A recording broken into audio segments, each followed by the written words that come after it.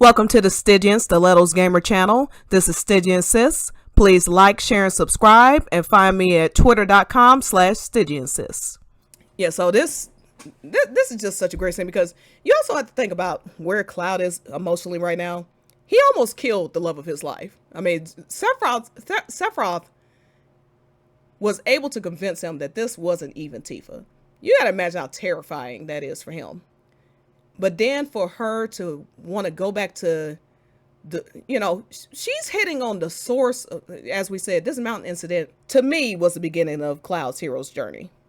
That's the true beginning of Cloud's hero's journey for me. It's the catalyst that started all of this. So for her to go back to the beginning and absolve him, I mean, it's just beautiful. She would have every right to be angry, upset, not want to talk to him, blah, blah, blah. Instead, she shows grace, kindness, and I think Tifa has so much self-reflection in this game. Her character's just amazing. She has so much self-reflection in this game. And I think this might be one of them because she's upset with Cloud because he won't tell her where he disappeared for 5 years. Where have you been for 5 years? Well, really, she thinks 7 years. Where have you been this whole time? And maybe not having the best, because Cloud is being so secretive about it, not realizing what's going on with him. Again, she has no idea about Genova, about Sephiroth having control of him. She's just a girl who's reunited with the guy she loved, and he's acting weird and being secretive, or seemingly secretive, etc. So she may have been, I think she didn't know what to think, and maybe was having a negative reaction to this. But now that she realizes, hey, even when we were young, when he had no powers, he could do nothing, he wasn't a soldier, he still was trying to save me. Like, he was still trying to protect me. And so she's trying to tell him, like, you are always a hero. Mm-hmm. And if I may interject here for a moment, this line right here is so beautiful because, again, this is Nojima pointing out to everyone, especially people who would love to say that, oh, well, Tifa's in love with this idealized version of Cloud, the soldier or whatever. And instead what you get is Tifa telling Cloud she viewed him as a hero when he was only just, a simple 8-year-old boy. No, not a soldier, not even an adult, just a kid, just an 8-year-old kid who wasn't even successful in saving her, but it was the fact that he was there for her when she needed him. That's what she views as a hero. It's so much more. It's an emotional thing for her. Yes. And that, again, this is something that even ties into Cloud too, because what is the singular moment? Like, Cloud saves Tifa multiple times throughout Remake and especially Remake. He's constantly there, grabbing her, pulling her out of danger, doing this, that, and the other. But what is the singular moment in Remake where Cloud feels like he's her hero? Mm-hmm. That's her It's when resolution scene. It's in her resolution scene when he's hugging her and comforting her. He feels like he's her hero when he's able to be an emotional support for her. Yes, and I think it may be tied to this as well because part of why and look, this is just pure speculation, but it could be part of this. Her mom was dying at the time. Not only was he pulling away, but then he probably was feeling guilty of the fact that, or thought, or maybe in retrospect thought, maybe if I had been there and been an emotional support for her, maybe things would have turned out differently if I hadn't withdrawn myself. And because what he really wanted to do is just be there for her when her mom died. But then it turned into a disaster because of everything that happened. And he knows that, I think he really knows Tifa more than he gives himself credit for, because he sees the mess that she's gotten herself into with Avalanche. Her heart's really not in it, and she explains this in Nibelheim later. She was operating on grief and emotions. Same with the mountain accident. So I think it's all tied together. They just have such an amazing relationship. And it's just like, it's so hard to stay on top because whenever you're talking about any one thing with Cloud and Tifa, it could tie to 3-4 other things because it's all connected. Their relationship is so layered. Their storytelling is so layered. It's not empty, vapid moments that are disconnected and don't matter, from scene to scene, have no relevance to each other. They're all tied together. Absolutely. And that's why a lot of people resonated with Cloud and Tifa so much, especially with Rebirth. I mean, I lost count of the number of different gaming articles and reviewers who were heaping praise on Cloud and Tifa's relationship. And you can tell that so much care and effort was put into each and every one of their scenes by the developers, and especially by Nojima. And the way that he tied in the work from his novel into this game and just kept layering more and more and adding more and more to it, using OG as the blueprint, but just making it better, fleshing everything out, and adding a lot of new context and new perspective to these classic scenes, and clearing up a lot of the misconceptions, and just making their relationship so deep. Yeah. And we haven't even gotten to the best part yet. This is all just build up. At the end of the day, this is all build up leading up to, the pinnacle that is the live stream scene. Yes, the things that people are calling fan service, like, no, it's not fan service. It is storytelling, telling you where the story is headed. It'd be one thing if their best moments were behind them, or this was supposed to be their best moments, but you're getting this little, that'd be one thing. Disc 1 was not where Cloudy was supposed to shine. It's all Disc 2, and that is what we're getting. Disc 2 is going to be a Clouty fest. If they're throwing all of this in, if they're putting this much effort into Cloud and Tifa's relationship in Disc 1, where his relationship with no particular character really shined, overall, I would say more lean Tifa, just because you have the calm flashback and you get these breadcrumbs. You do get these breadcrumbs throughout Disc 1 about where the story is headed, for sure. But it is so in your face now with Remake and Rebirth. Not just the stuff that we already had, but layering all this stuff on top. To the point where the main villain, you have two heroines. The main villain, 90% of the time, I can't even think of a scene where he even acknowledged Aerith before Temple of the Ancients. I mean, genuinely, I can't think of a single scene. Meanwhile, he is always targeting Tifa. He's literally from chapter 1. He's like, hey, she's not real. She's not real. Don't listen to her. In chapter 7, in chapter 5, in chapter 7, or 8, sorry, in chapter 8. And then, of course, obviously, in chapter 9, Sephiroth comes out personally, is like, okay, I'm done with you. You about to die. Okay. I love the way our mutual Annie, she made this post about how Sephiroth has a burn book dedicated to Tifa. I got died. I was like, oh my god.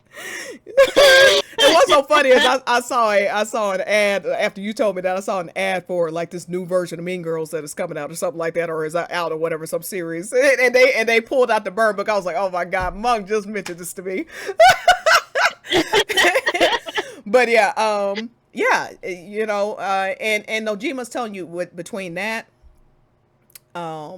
this, and then even stuff related to the planet, he's laying out all of these breadcrumbs. He's telling you who is going to be the heroine. Now, of course, they're both heroines, but when it comes to specifically Cloud and saving Cloud, he is laying out the groundwork so well.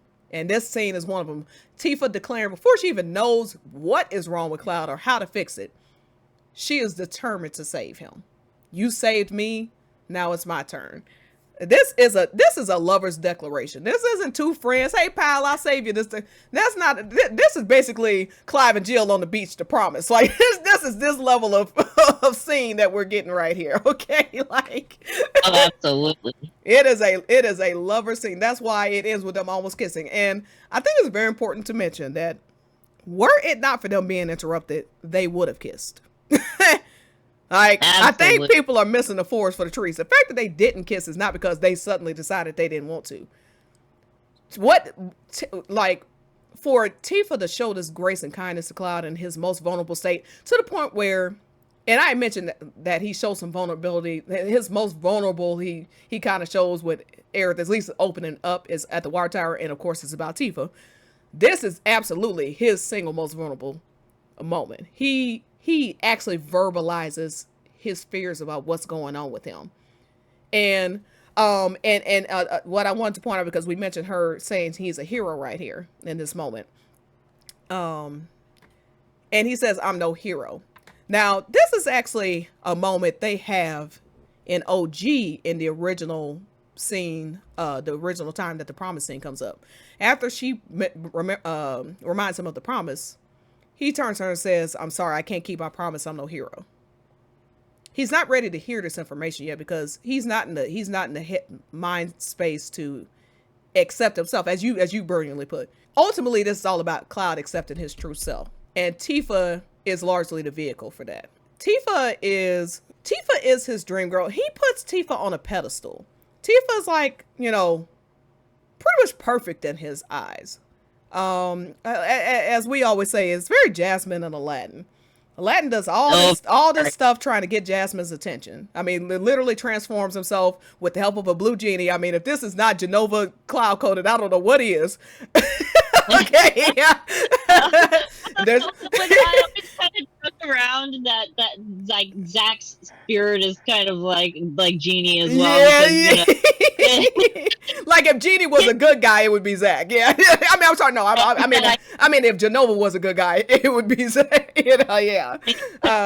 He's trying to, he thinks so highly of her and is in love with her. So like, if someone like her not just accepts, loves the true him, then I think that's a big reason as to why he starts like, hey, I am worthy of love. I am this, I am that, I am a hero. Like maybe things didn't turn out the way I wanted them to, but I'm fine the way I am. They just have such a beautiful love story. It's incredible. I can't, like, I can't. But yeah, I think Cloud is not ready to hear this information. And let's not forget what starts the live stream scene. It is because Tifa is in danger of dying, and Cloud has to do the most heroic thing he's ever done. Not save someone's life, not go against a powerful foe. He has to open his heart and soul to Tifa and bear his secret sealed up wish. His biggest fear is Tifa's rejection. But yeah, he has to do the bravest thing he's ever done, which is tell Tifa what all this was about in the first place. He puts her well-being above himself, which really does make him a hero too. You know what I mean? It's the spirit of self-sacrifice that he ultimately displays there. Yeah, and it's something that Tifa, and it's the funny thing is, like, it's that same spirit that both Cloud and Tifa admire in each other. Because think about it, how does Tifa end up in Mideel in the first place? Why is she there? This Cloud that she's staying with is a Cloud that the rest of the party has pretty much given up on. Mm-hmm. Nobody else is behind in Mideel with Cloud except Tifa. Barrett leaves, Zed leaves, Vincent, Yuffie, everybody else is continuing on with the mission to save the planet. Tifa is the only one who stays behind with Cloud. Barrett even verbalizes, hey, are you sure this guy is your Cloud? And not just Sephiroth's shadow. Mm-hmm. And not just Sephiroth's shadow. Like, the rest of the party, including people who got pretty close with Cloud, are showing doubt. But Tifa dedicates herself so much to Cloud. This Cloud that handed the black materia off to Sephiroth is essentially, partially responsible for the fact that there's a giant meteor in the sky hurtling towards their planet. But Tifa is going to stay by his side regardless, because she knows that somewhere in there, the real Cloud is there. Mm-hmm. And I'll give you my personal. I don't know if they ever confirmed this anywhere, but I'm giving my personal interpretation of the deal.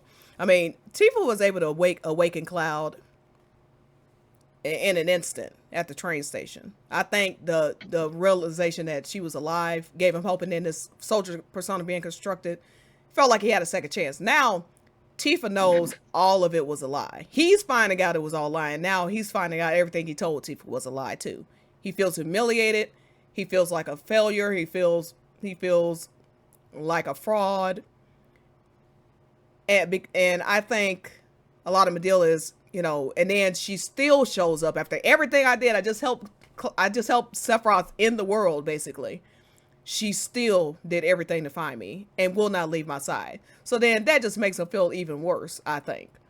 Like now I feel even more unworthy of you. You know what I'm saying? But again, the catalyst is Tifa being in danger, because when that weapon is about to attack, that is when Cloud wakes up momentarily. It's like the weapon's coming. He says something like that. He's trying to warn Tifa, and then of course the rest is history. So yeah, Tifa's that kicking ass that he needs to. I mean, you know, he would do literally anything. Jump off of a mountain, join the army, kill a war hero, blow up government buildings. I mean, quite literally do anything. Dress up as a woman. He doesn't care what the obstacle is. And if it means facing her and if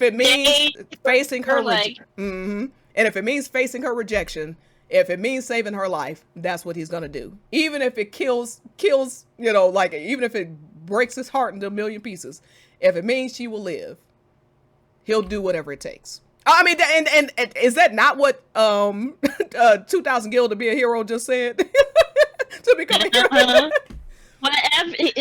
It's like the way Najima put it is so beautiful. He's like, if there's a path, I'll take it. If there's a door, I'll walk through it. It's like, and the thing is, like, he's just a little boy here. I mean, he's what, 13 years old, 14 years old. Mm-hmm. Yes, he just joined. Mm-hmm. And he's being told by these people, hey, you know, there's a good chance you might die, because you're gonna have to undergo these you know, these invasive surgeries, you know, and not everybody makes it. And Cloud is terrified of it, but he steals himself by saying, I made a promise to Tifa. Yes. And I'm going to do this no matter what the cost. Yeah, it's so beautiful. It's worth reading. So let me read it real quick. This is the crux of it. So he would do whatever it took to become a soldier. If there was a path, he would try to walk down it. If there was a door, he would try to open it. Because didn't he promise Tifa, of his own free will, he had decided to become an exceptional man, to become a soldier, a hero, and a special existence to Tifa. That is some powerful, I mean, of course he didn't literally say this, but these are Cloud's, this is from Cloud's point of view. This is his inner thoughts, his inner motivations. One thing to remember when you're thinking about Cloud's mind state throughout Remake, because this was written specifically for Rebirth. This was written right before Rebirth. This is meant to tell you his state of mind at this moment, because he's 14 here. He's 16 when the Nibelheim incident happens. He loses five years, and I believe it was Nojima that said he's mentally 16. Now 16 is when he flew into a rage and killed Sephiroth, in large part over the fact that he almost killed Tifa, or he thought that Sephiroth, you know, had taken not only his mother away, but Tifa away. Mom, Tifa, give them back. Mom, Tifa, my town, give them back. He puts Tifa after his own mother, the woman that gave birth to him. Okay. And so if he's been mentally frozen at 16, these feelings have not evaporated. And if anything, have only grown stronger, as you can clearly see throughout Remake and Rebirth. They only continue to grow throughout time. These aren't, and what is it, Aishiteru? These aren't fleeting feelings of, oh, we got reunited and you're hot now, so let me, you know, that's not what's going on. The love he felt for her, as much as a child could love, you know, at 9, when he was following her up that mountain, it's the same love he feels now. That's why the Ultimania says their love comes into the light. They're not talking about this. These aren't feelings that aren't relevant to the moment. These are his feelings now. So, and this is written in a novella. This is not some player choice bullshit. This is not some player interpretation bullshit. This is part of the main story. This is the plot of Final Fantasy VII. There's no ifs, ands, or buts. There's no wiggle room. There's no interpretation. Nothing. This is the plot. This is the story. This is where the story is going. There is no rational explanation for Nojima. He could have just left this alone. He could have not written this, or he could have just skipped over this part. And this, it's not like this is buried in like a 400 page, 500, 600, 700 page Ultimania. This is 11 pages, I think, something around there. And for him to put a paragraph like this in there, a week ahead of Rebirth, a game where supposedly it's all players' choice. It's not all players' choice. This is real Cloud. It doesn't matter how many dates other people can drag him on or how many side quests you go on and blah, blah. There's a reason that the only person Cloud almost kisses in a non-skippable scene, and technically in a skippable scene, he actually kisses. It's not out of character for him. It's not, like, oh, well, that's not the correct route. This is a natural progression of their relationship. Cloud and Tifa simply have moments of their love being interrupted, but it's always there. It's interrupted by one thing or another, but it's always there. And finally, they're able to explicitly confess their feelings. Now, again, this is all just preview to part 3. The gondola ride for part 3 is going to be the Highwind scene. That's going to be the culmination of their relationship in the next game. Okay. It's bold of them to assume they're only going to get one more kiss after this. Bold of them to assume that. Yeah, that was good luck to you, because I can promise you it's going to be. It will not be just one kiss. I can promise you that. But let me tell you that right now. If you have any delusion at all that the only kiss between Cloud and Tifa is going to be on that gondola in Rebirth, have I got news for you? For real. Again, this is all just a preview. Is just a preview. This was a little sampler of what's to come. So, yeah. So to wrap this up, Cloud has this vulnerable moment where he tells Tifa that he feels like he's falling apart. This is just the best. It's no wonder that after he just pours his heart out, his fears of what's going on with him. Could you imagine how scary it has to be for all this to be going on in your head, and you can't even talk to anybody about it. You feel like you can't talk to anybody about it.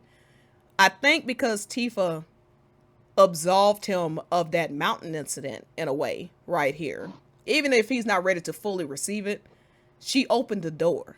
And only she could do that, again, because she is at the heart, that it's their relationship, their memories at the heart of where Cloud's hero's journey begins. So only she can do this for him. And I'm sure he was expecting her to say, like, what are you talking about? Are you crazy? You got people inside of you. And what's going on here? She just says, go on, let it out. Let it out. People don't, a lot of times people don't allow Cloud to just talk and get these out. That's another thing. You see this in Under Junon. Cloud starts to apologize, but then he freezes up and she says, and she just listens. She just lets him talk. She gives him the space to get his thoughts together and express himself. And so this is another place where she does it. She's not trying to tell him how he should feel or blah, blah, blah, this and that. She lets him get it out. And then when it's appropriate, she jumps in and says, Cloud, this isn't going to happen to you. And she says it so confidently too, like, this isn't going to happen to you. Another way to say it is, I'm not going to let it happen to you. Exactly. And mm-hmm. I was just going to interject real quick. Go ahead. When you said that, Tifa allows Cloud the chance to talk, this is something that they both do for each other. And it's kind of almost like a reflection of, again, another bedroom scene from Remake, where Cloud is sitting on the bed and he's like, if you want to talk, I'm listening. Oh, It's so true. They do this for each other. Again, they complete each other. I'm sorry, they just do. Absolutely. And he and even when it's a topic he don't even care to hear about. He like Emilio, she's like, oh, you're not interested, are you? He's like, no, but I'm happy to listen. And he wasn't lying. He's happy to listen to Tifa talk, even if he doesn't care for the subject. He wants to be there for her, and again, it's just amazing. Marl is like giving him relationship advice, like, are you really listening to her? Marl knows that Tifa needs someone, but specifically Cloud. They, again, because they can all tell that she's in love with this guy. But yeah, Tifa needs an ear for once. Tifa's always having, especially as a bartender, and then just who she is. She's always listening to other people's problems. She needs someone to hear her problems and actually hear her, So it's just great. So yeah, that's why they almost kiss. It's not just a matter of, oh, we're just, it's just a sexy moment between. It's not a sexy moment. It's a vulnerable moment. It's an innocent moment too. There's nothing sexual going on here. There's nothing, you know what I mean? Like, these are just two people who have always held favor for one another, bonding through what just happened to them, through what's happened to them before, and through them just being there for each other. Completely. It's a deeply emotional moment. It's an emotional, romantic moment, and that's the thing about Cloud and Tifa's relationship, is that it dives into all these different aspects. They have the emotional moments, they have the intimate moments, they have the angst. Oh, they have angst up the wazoo. Let me tell you that right now. They got the shared trauma. They've got, and yeah, they do have the sexy, steamy moments too. Like there's a whole package. It's a whole smorgasbord for Cloud and Tifa. They got the whole shebang. Yes. This is, like we keep saying, just a preview and massive foreshadowing of the actual live stream scene that will go on.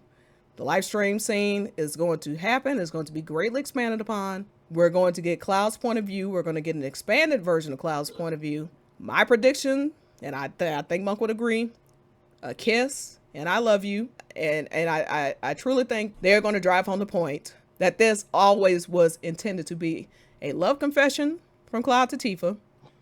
And I want to be very important. That's important too. This is a love confession from Cloud to Tifa. People get too caught up on the Highwind scene. That's not where the love confession happens. It is this scene where he's telling her that this, and that's where they officially, quote unquote, exchange mutual feelings. But it's really from Tifa's side. It's not, like, he's already opened the door. He's already slammed the door wide open. He's bust the door down in the live stream scene. And then that's another great thing. Now, speaking of things that are being gotten out of the way, when you think about the gondola ride, and then it's almost kiss, and then what Sephiroth says and what Cloud repeats to Tifa, we've already gotten a verbal and physical confession out the way. So then where are we left to go? We now know they have romantic feelings for each other, but we don't know the depth of their romantic feelings. More importantly, we know it. They don't know it. You see what I'm saying? Exactly. They need to know the depths of each other's feelings and how long it's going.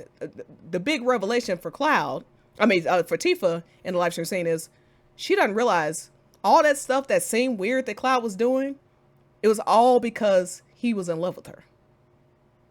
Exactly. It's one thing to have a connection, and it doesn't make their connection any less if they had no feelings for each other, but then they got together as adults. And just as valid to have that connection as adults being reunited. But to know that somebody felt this way about you their entire lives, basically, that is just so impactful. And that's what they're going to find out about each other. Exactly. And again, it speaks, and that is one of the biggest appeals of Cloud and Tifa, is just this long-standing romance that, that even though the other is not aware of it, they hold on to these feelings for.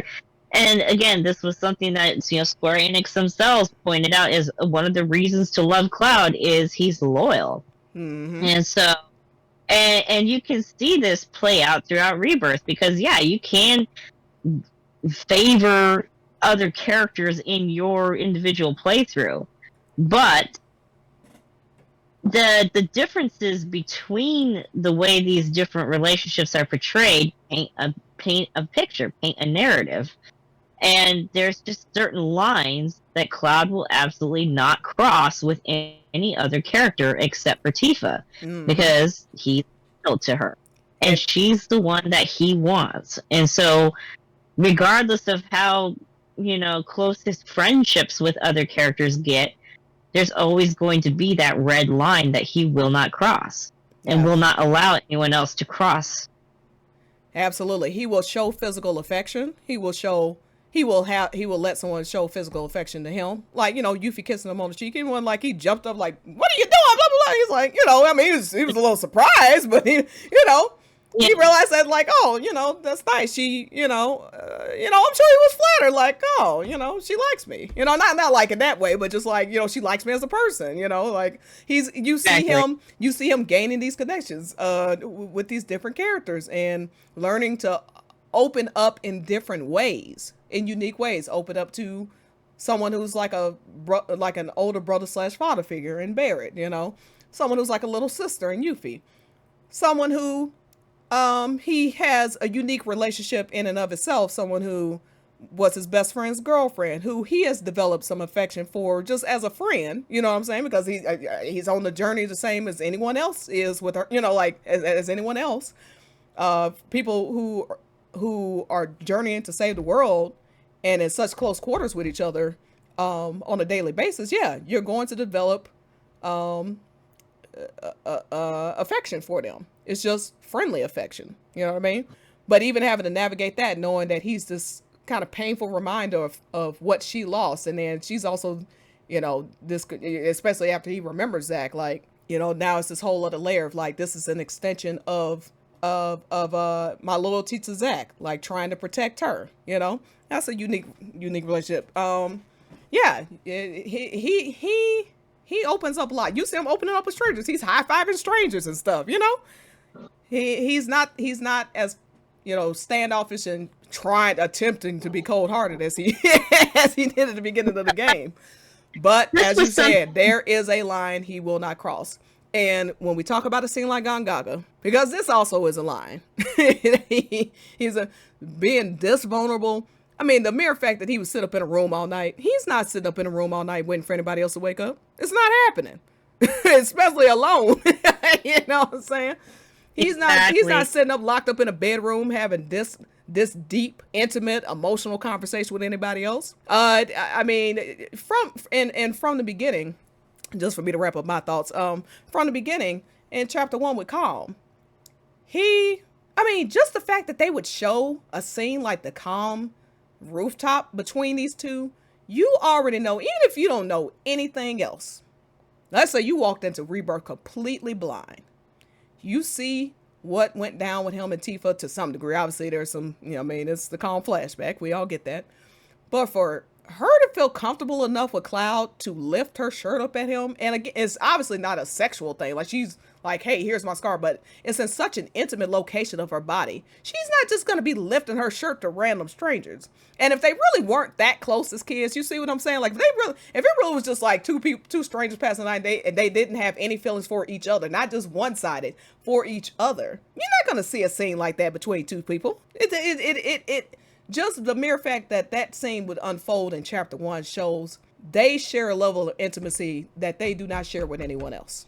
And then when you go through the game, your individual playthrough, you may not see A, B, and C thing, but it doesn't mean it doesn't matter just because you didn't happen to see it.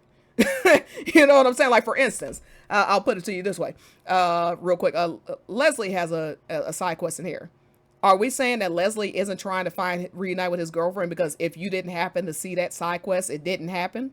Or if you didn't see Barrett's side quest, and the way that I'm sorry, Bear's gold saucer date, that the way he describes how him and Myrna fell in love, it didn't happen. No, that's silly. Of course it happened. All of these things happen. Is just depending on how you play it, you're going to see certain things, and there are some things you won't see. That's it. It's all canon to their and the relationship that's layered on the most of any two people with Cloud is Tifa from the start. And skippable and non-skippable scenes. People can scream optional all day, but there's a reason that no matter what you do, no matter how optional the scene is, no matter how fan servicey you want to claim something is, there's a reason that the only person Cloud chooses to share his first kiss with is Tifa Lockhart. There's no amount of diagrams and and threads and excuses that are going to change that fact.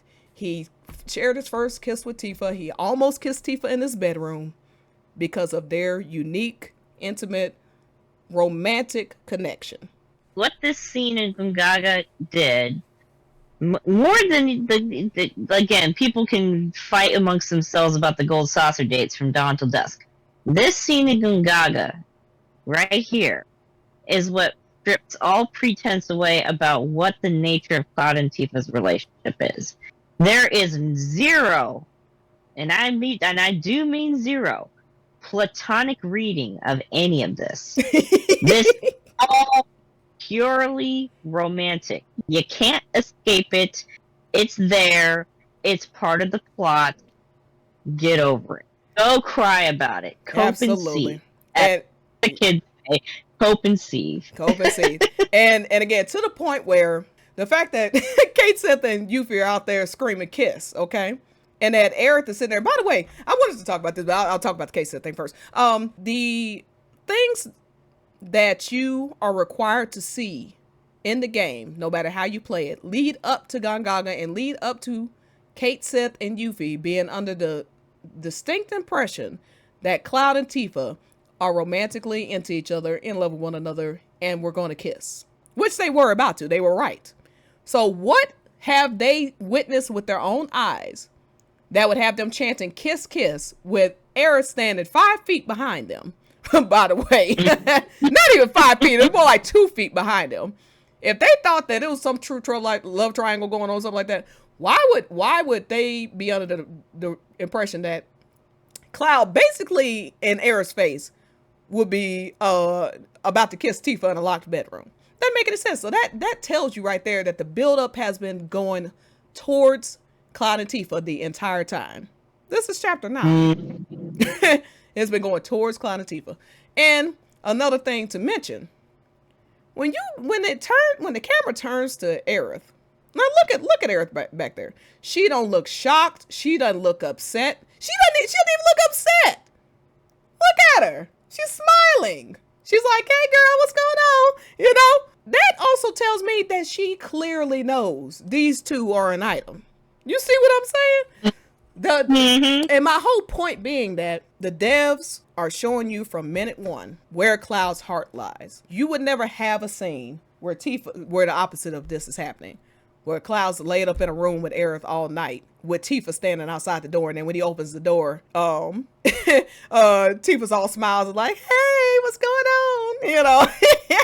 Meanwhile, I mean, you know, they were excited about Tifa's like sort of reaction to Aerith saying, oh, we were on a date, kind of. Can you imagine? And Tifa's like, what?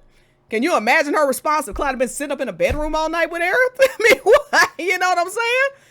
Meanwhile, Aerith looks unbothered. You know, like not unbothered, but more like she does. It's not surprising to her. Let me put it that way.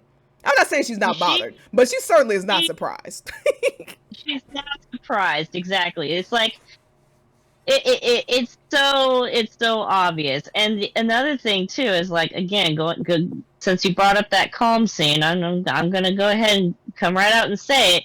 If they were really pushing some kind of LTD thing, they're not gonna have Cloud have this mortified look on his face with Aerith on his arm.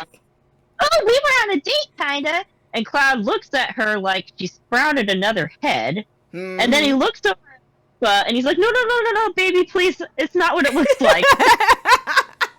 That right there is an LTD killer. I don't care who you are. I would hate it so much if the roles were reversed. If Tifa was hanging on Cloud's arm, and Aerith was the one that they met up with, and Tifa's like, "Oh, Cloud and I were on a date," and Cloud looks at Tifa like she sprouted another head, and looks at Aerith and goes, "No, no, no, no." Can you imagine? Oh my God! And think about this scene. I would be saying about that. Yes, and it gets even more damning. Think about this scene where the door opens. Cloud clearly sees Aerith sitting right there. He knows what him and Tifa were about to do. Okay, he doesn't look like, oh, she caught me. Oh, I'm worried about what she's gonna think. He doesn't try to approach her and explain himself. They don't exchange it. They don't even look at each other. Did you notice that? Literally, don't even make eye contact. No acknowledgement at all. Cloud, the only thing Cloud sees right now is Tifa. Yeah. He is the only person in that house as far as he's concerned in this moment. Like, look at this. As Aerith is looking into the thing, notice who is all blurred out and who is in focus. Tifa. She's paying attention to Tifa. And then when you turn the camera around, Cloud, who is all blurred out in the background and who is in focus? Tifa. They aren't even acknowledging each other. And when he comes out the bedroom, if you like, the conversation just goes to, everybody's just like, oh yeah, they were about to make out in this bedroom. But anyway, so what did you see in the live stream scene, Tifa? The team is not shocked in the least about what was about to go down. That tells you Gongaga is such an LTD killer that it tells you everything you need to know. Everything you need to know. So yeah, this scene I would say more than anything, including the kiss, is an indicator of who Cloud's true love interest is. I would say this, if I had to choose one scene that encompasses story, encompasses romance, encompasses intimacy, encompasses, like the trajectory of the trajectory of events and where all this is leading to, it would be this bedroom scene in Gongaga. That's how powerful of a scene this is. And there's no finagling it. There's no arguments or copes that you can come up with to dismiss this one. No matter how hard you try, you can't escape it. You can't escape Gongaga. All right. Well, had fun with you, Monk. This has been this has been a ride. It's just so funny how such a small scene. It shows the impact of these scenes and how much love and care were put into these scenes. That a 4-minute scene could spur a 2-hour conversation. It just it makes me so excited for part 3, which is when not just the biggest Cloudy moments, because you can't really separate two. The biggest Cloudy moments are also some of the biggest game moments, because they are, Cloud's love story. He's the main character, so his big moments are the game's big moments as well. Absolutely. So yeah, it's gonna be a ride. I don't know how I'm gonna survive these next 3 years, but it's gonna be a ride. I don't know. Well, how we'll survive is we're just gonna enjoy theorizing about what we're gonna be getting. Absolutely. All right. Well, any last thoughts, Monk? Oh, other than if you can find some way to make time go faster, that would be greatly appreciated. Well, you probably want to hit up Sephiroth. He seems to have a... if any of y'all got a DeLorean or some sort of time machine, you hit up the doctor, get the TARDIS over here, something to get my ass to 2027 so I can play this game tomorrow. That would be greatly appreciated. Thank you. Yes, absolutely. All right, well, this has been fun. We will see y'all next time. Again, this is Stygian Stilettos Gamer, aka Stygian Sis. I've got TifaTheMonk with me, and we will catch y'all on the next podcast. This is Stygian Stilettos Gamer, and I am # out of here, honey.